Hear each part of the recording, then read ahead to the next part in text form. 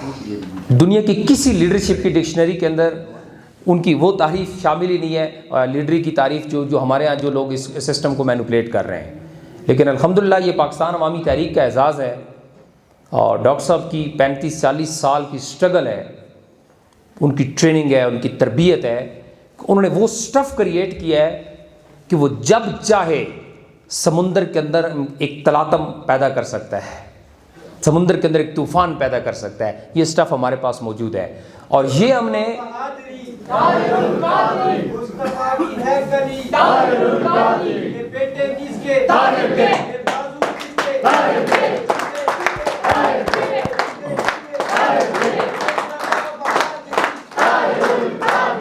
बहुत शुक्रिया। और ये बात जब मैं कह रहा हूँ कि हम जब भी चाहें तो समुंदर में एक तलातम पैदा कर सकते हैं, तो इसके पीछे एक लॉजिक है और वो ये कि हमने 2 दफ़ा ये बात प्रूव की है।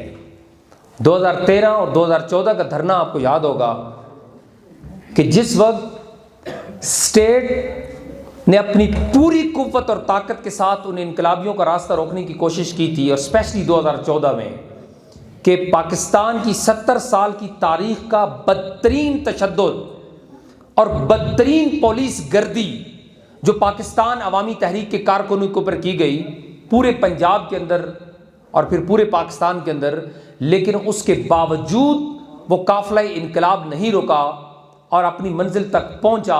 तो ये बात इसकी दलील है कि हमारे पास वो क्वालिटी स्टाफ, वो लीडर्स मौजूद हैं कि जो जब चाहें समुंदर के अंदर तलातम पैदा कर सकते हैं, और ये बात हमने इससे पहले 2 दफ़ा प्रूव की है। दोस्तों, आज का ये तब्दीली निज़ाम कन्वेंशन का अरेंज करने का मकसद ये था, अभी चूँकि हम इससे पहले बलदियाती कन्वेंशंस भी अरेंज कर रहे थे, अभी हमने थोड़ा सा इसको मज़ीद अपडेट किया और एक ब्रॉड लेवल के ऊपर लेकर गए हैं, और वो तब्दीली निज़ाम कन्वेंशन के उन्वान से हम कन्वेंशन करने जा रहे हैं, जिसका आज पहला कन्वेंशन है मरी के अंदर।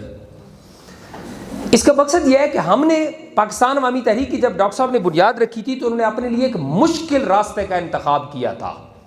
उनके सामने 2 रास्ते थे, एक रास्ता था इक्तिदार हासिल करने का और दूसरा रास्ता था तब्दीली निज़ाम का। तो उन्होंने आसान रास्ते को छोड़ दिया और मुश्किल रास्ते को मुंतखब कर लिया। आसान रास्ता क्या था? आसान रास्ता यह था कि वो किसी तरीके से इक्तिदार के अंदर आ जाते। इक्तिदार के अंदर आना आसान है, तब्दीली निज़ाम मुश्किल है। कैसे, मैं आपको बताता हूँ। यहाँ पर जितने लोग भी इक्तिदार के अंदर आते हैं, मोस्टली उनमें से साजिशों के जरिए आते हैं, वो खुशामदों के जरिए आते हैं, वो किसी तरीके से किसी पॉलिटिकल पार्टी के अंदर अपनी स्पेस बनाते हैं, या अगर वो खुद पार्टी होते हैं तो किसी गवर्नमेंट के अंदर अपनी स्पेस बनाते हैं, कुछ वजारतें लेते हैं, 2-4 वजारतें, 2-4 सीटें लेके आहिस्ता आहिस्ता ग्रेजुअली किसी जर्नल की, किसी एस्टेब्लिशमेंट के मंजूर नज़र बनते हैं और एक वक्त आता है कि वो इक़्तिदार के अंदर आ जाते हैं। ये एक शॉर्टकट है, ये आसान रास्ता है।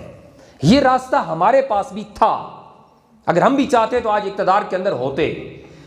पाकिस्तान अवामी तहरीक का क़याम 89 में अमल में आया। उससे पहले जब पाकिस्तान अवामी तहरीक नहीं बनी थी, जो लोग तारीख के ऊपर और पाकिस्तान की पॉलिटिक्स को समझते हैं उनको ये बात याद होगी कि जनरल ज़िया-उल हक जो उस वक्त डिक्टेटर थे पाकिस्तान के ऊपर, जिन्होंने 11 साल हुकूमत की, वो उस वक्त भी डॉक्टर ताहिरुल कादरी को वजारत देने के लिए तैयार थे और इक़्तिदार के अंदर शेयर देने के लिए तैयार थे।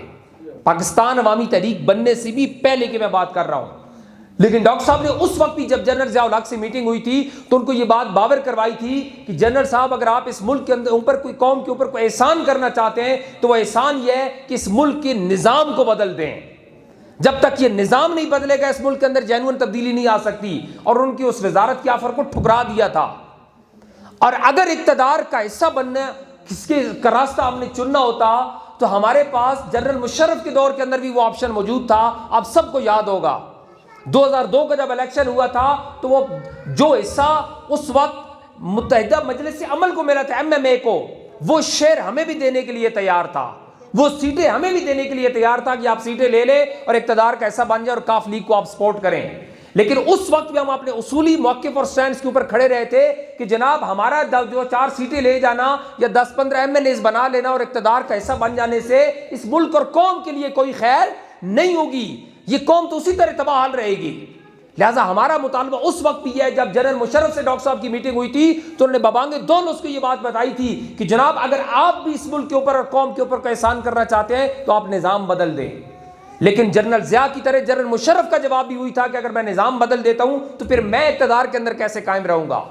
उसने भी उन्हीं इलेक्टेबल्स को यूज किया था। वो एक टांगा पार्टी खड़ी की थी, मुख्तलिफ पार्टियों से बहुत सारे लोगों को उठाकर काफ लीग के अंदर शामिल किया गया, रातों रात एक पार्टी बनी, उसको इक्तदार दिलवाया और उसने अपने 8-9 साल इक्तदार के मजे लूट गया, पूरे कर गया, लेकिन इस मुल्क और कौम को कुछ भी डिलीवर न कर सका। हम उसी तरह मकरूज रहे। और उसके बाद जब हमने 2013 और 14 का धरना दिया, 2013 का धरना वो आइडियल टाइम था जब हमने उस वक्त ये मुतालबा किया था कि इस मुल्क के अंदर रिफॉर्म्स लाई जाएं, इस मुल्क के अंदर इस्लाहात लाई जाएं, सिस्टम को ठीक किया जाए और फिर इलेक्शन के अंदर जाया जाए। लेकिन उस वक्त मीडिया ने भी मजाक उड़ाया, बड़े बड़े सो कॉल्ड पॉलिटिकल एनालिस्ट थे, वो भी ये बात करते थे कि अब आप आ गए, अब इलेक्शन होने लगे और आप इधर इलेक्शन को सुबूदास करना चाहते हैं। लेकिन हम उस वक्त भी यही बात कर रहे थे कि जनाब अगर रिफॉर्म्स के बगैर आप इलेक्शन में जाएंगे, वही लोग पलट कर दोबारा आ जाएंगे। और वही हुआ। खान साहब, इमरान खान साहब को यह बात याद होगी कि उस वक्त उनकी पार्टी के अंदर एक बहुत बड़ी तादाद में लोगों की राय ये थी कि आप इस धरने के अंदर पैट को ज्वाइन कर लें, लेकिन उनको इक्तदार नजर आ रहा था। वो ये समझ रहे थे कि तेरा इलेक्शन हम जीत जाएंगे और हम हुकूमत बना लेंगे। वो नहीं हुआ, निजाम चेंज नहीं हुआ। 14 के अंदर हम फिर आए, हम इस निजाम के साथ टकराए। हमने पूरी कौम को, मीडिया को, इदारों को, सबको ये बात बताई कि जब तक आप तब्दीली निजाम नहीं करेंगे, आप इस मुल्क के करप्ट सिस्टम को चेंज नहीं करेंगे, आप उस मुल्क के अंदर कोई तब्दीली नहीं ला सकते। लेकिन उस वक्त भी हमारे उस रास्ते को रोकने की कोशिश की गई। ये जितनी करप्ट एलीट आज आपको पीडीएम के अंदर बैठी हुई नजर आती है या मौजूदा हुकूमती पार्टी के अंदर बैठी हुई नजर आती है, इसमें से बहुत सारे लोग ये सारे मिल गए, एका कर लिया और हमारे सामने खड़े हो गए और उस काफिले इनकलाब का रास्ता रोकना चाहा। क्योंकि दोस्तों, मैंने आपको बताया कि हमने पहले दिन से मुश्किल रास्ते का इंतखाब किया था और वो मुश्किल रास्ता ये था कि हमने निजाम को बदलना है। आसान रास्ता ये था कि इक्तदार हासिल कर लेते, और ये इक्तदार हासिल करने की ऑफर 2014 के धरने के बाद, जब 2018 के इलेक्शन हुए, तो उस वक्त भी हमारे पास ये ऑफर मौजूद थी। जो लोग पॉलिटिकल मामलात को समझते हैं उनको ये बात अच्छी तरह पता होगी कि उस वक्त भी हमें ये 4, 5, 10 सीटें देने के लिए तैयार थे कि आप ये सीटें ले लें, 2 वजारतें ले लें, पीटीआई को सपोर्ट करें, आप हिस्सा बन जाएं। लेकिन डॉक्टर साहब की नजरे बसीरत उस वक्त भी बात देख रही थी कि इस जेली इलेक्शन, इस करप्ट निजाम के तहत बनने वाली हुकूमत 2 साल के अंदर पिट जाएगी और वो कौम को कुछ भी डिलीवर नहीं कर सकेगी। लिहाजा हम इस करप्ट सिस्टम का ऐसा नहीं बनेंगे। हमने 5वीं 4थी दफा भी ऑफर ठुकरा दी और हम जाके अलग जगह पर खड़े हो गए और कौम की बात बावर करवाई कि जब तक इस मुल्क के अंदर ये निजाम नहीं बदलेगा, उस वक्त तक तब्दीली नहीं आएगी, उस वक्त तक इस मुल्क और कौम की इस्लाह नहीं हो सकती। और देख लें, आज वही हुआ। आज सिर्फ 2 साल का अरसा गुजरा है और आपका सिटिंग पीएम ये कह रहा है कि मैं करना तो बहुत कुछ चाहता हूं, लेकिन ये निजाम मुझे कुछ नहीं करने देता। आपका सिटिंग प्राइम मिनिस्टर ये बात कह रहा है कि हर तरफ माफियाज का राज है। जैसे मलिक साहब बात कर रहे थे, हर तरफ माफिया सर उठा रहे हैं। शुगर माफिया, गंदम माफिया, यहां से गंदम बैरूनी मुल्क सस्ती बेचते हैं, फिर महंगी खरीद लेते हैं। ये कौन सा ऐसा शोबा है जहां पर करप्शन नहीं है? कौन सा ऐसा शोबा है जहां पर माफियाज नहीं बैठे? तो दोस्तों, जब तक इस मुल्क के अंदर इस करप्ट निजाम को नहीं बदला जाएगा, उस वक्त तक इस मुल्क के अंदर जेन्युइन तब्दीली नहीं आ सकती। लिहाजा पाकिस्तान अवामी तहरीक ने अपना रोल प्ले करने का फैसला किया और अपने रिवाइवल किया और भरपूर कुव्वत के साथ हम मैदान अमल में उतरे और यह बात पूरी कौम को बावर करवाना चाहते हैं कि अगर आज भी आप ये बात ना समझे तो याद रख लें, ये दोबारा करप्ट लीड आज फिर इकट्ठी हो चुकी है पीडीएम के प्लेटफॉर्म के ऊपर। वो सारे करप्ट लीडर अपनी करप्शन को बचाने के लिए, अपने लूटे हुए पैसे को बचाने के लिए, जो कल एक दूसरे को गालियां देते थे, वो आज दोबारा हाथों में हाथ डाल के एक स्टेज के ऊपर खड़े हैं और दोबारा आपको लूटने के लिए वो मुंतजिर बैठे हैं। जब ये तब्दीली का जनाजा निकलेगा, ये जब तब्दीली पिटेगी और जो उन्होंने दावे किए थे वो पूरे नहीं होंगे, तो अल्टीमेटली ये कौम दोबारा उन करप्ट लीड की तरफ चली जाएगी।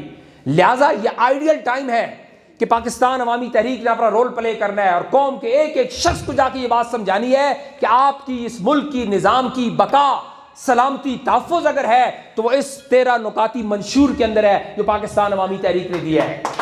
ये वो इनकलाबी मंशूर है, ये वो इनकलाबी सिस्टम है जो इस मुल्क और कौम को डायरेक्शन दे सकता है। और वो आपको मंशूर अभी दिया गया है, कुछ लोगों के सामने आया होगा, इसको घर जाके पढ़िएगा और लोगों को जाके बताइएगा कि आपका इनकलाबी मंशूर क्या है, आप में और बाकी पार्टियों के अंदर फर्क क्या है, क्या वो चीज है जो आप बयान करते हैं। हम पार्लिमानी निजाम की तब्दीली की बात करते हैं, जैसे मलिक अजहर साहब बात कर रहे थे, इस पार्लिमानी निजाम ने हमें आज तक दिया ही क्या है?